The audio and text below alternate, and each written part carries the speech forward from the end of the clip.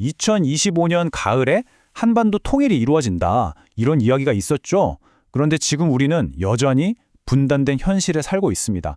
그럼 이 예언은 틀린 걸까요? 아니면 우리가 뭔가 중요한 걸 놓치고 있는 걸까요? 이 질문에 대한 답을 바로 그 원천 자료를 통해 한번 깊이 파고들어 보겠습니다. 자, 바로 이 질문입니다. 이게 천공의 정법 가르침을 따르는 분들은 물론이고 많은 사람들에게 큰 궁금증과 혼란을 줬습니다. 그런데 그의 설명을 들어보면요. 이 문제를 제대로 이해하려면 우리가 살고 있는 이 시대 자체가 근본적으로 바뀌었다는 걸 먼저 알아야 한다고 하거든요. 자, 그럼 한번 그 논리를 따라다 보죠. 그렇다면 그의 설명의 핵심은 뭘까요? 이건 그냥 예언이 맞고 틀리고 그런 차원의 문제가 아니라는 겁니다.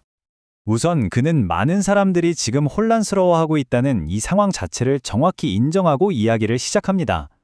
그러면서 그 해답은 바로 시대가 변했다는 아주 거대한 개념을 이해하는 데 달려있다고 말하죠. 그의 모든 설명은 바로 이 하나의 대전제에서부터 출발합니다. 인류가 선천이라는 시대에서 후천이라는 완전히 새로운 패러다임의 시대로 넘어왔다는 생각입니다. 바로 여기서 아주 흥미로운 지점이 나옵니다.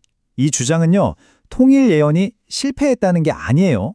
애초에 예언이라는 게임의 법칙 자체가 더 이상 통하지 않는 새로운 시대로 우리가 들어왔다는 완전한 관점의 전환을 요구하는 거죠. 심지어 그는 그 전환이 일어난 시점으로 2012년 12월 21일이라는 아주 구체적인 날짜를 딱 지목합니다. 그러니까 그의 주장에 따르면 2013년부터 우리는 완전히 새로운 규칙이 적용되는 세상에서 살고 있다. 바로 이 뜻이 되는 겁니다. 보세요. 두 시대의 차이가 정말 극명하죠?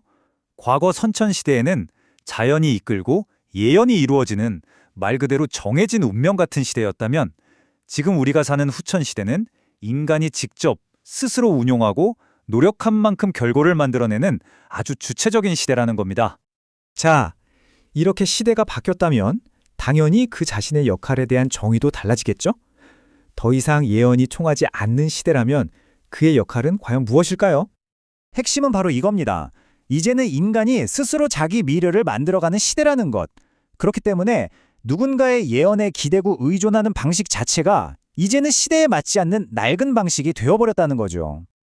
이 말을 통해서 자신을 예언가와는 명확하게 선을 긋습니다. 미래를 맞추는 사람이 아니라 미래를 만들어가기 위해 실천하는 사람으로 자신의 정체성을 다시 규정하는 거죠. 운명이 더 이상 정해져 있지 않다. 그렇다면 통일 같은 거대한 목표를 이루기 위해서 이제 우리에게 필요한 건 대체 뭘까요? 그가 제시하는 통일로 가는 길은 그래서 굉장히 구체적이고 또 행동 중심적입니다. 국민들이 노력해야 하고 세계의 신뢰를 얻어야 하고 또 지도자들은 지혜를 구해야 한다는 것. 이 모든 책임이 이제 하늘에 있는 게 아니라 바로 우리 자신에게 있다는 걸 아주 분명히 하고 있는 거죠. 특히 그는 이 국제사회의 신뢰를 핵심 과제로 꼽습니다. 만약 우리가 이 신뢰를 잃는 순간 대한민국은 국제사회에서 고립될 것이고 그러면 통일은 불가능해진다. 이렇게 강력하게 경고하고 있는 겁니다.